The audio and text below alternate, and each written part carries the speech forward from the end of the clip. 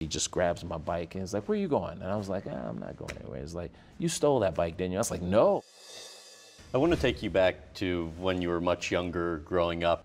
How about the time a policeman accused you of stealing the bicycle that you were riding? Yeah, I wrote about that in A Game of Character. That was one of those times where that was probably my first time of understanding what profiling was. So And this was an African American. Oh police yeah, officer. yeah. No, I was going to get to that. That's right. It was a black cop, and my neighborhood was predominantly black, south side of Chicago, and the store Goldblatt's, I don't even think it's in existence anymore, had a sale on these bikes.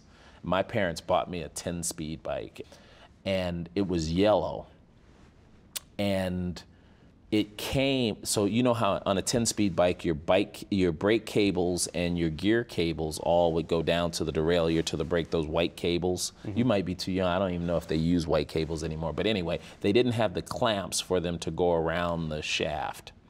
So my mom used these twist ties that came off the bread.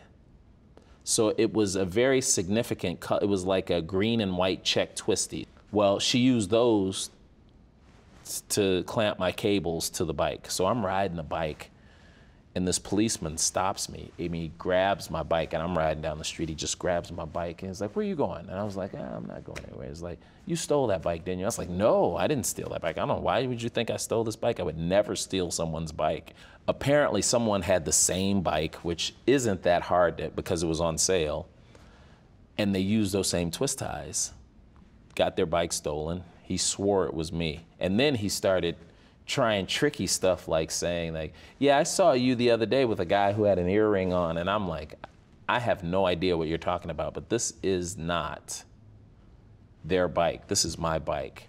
And you're like 12 years old at the time, right? I'm young, yeah, I was 11 or 12 years old.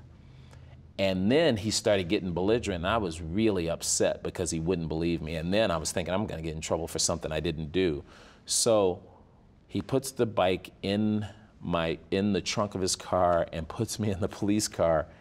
And I said, "If you take me home, you will find out that this is not my bike. I mean, this is my bike." So he took me home, and I went to the door, and my mother came out, because she had been waiting, because I was past due, so she had been waiting at the gate, I think, is the way the story goes. And she said, "Go inside." And she talked to this policeman, and it seemed like she talked to him for an hour. And the next day, he came back to my house and apologized to me.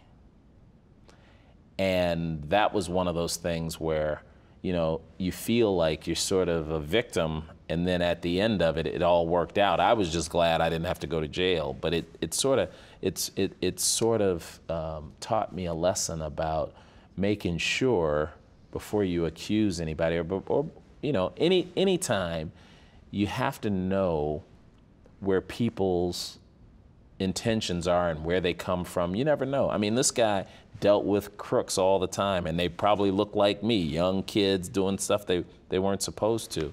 And to this day, when I hear about people getting profiled, I always think of that story.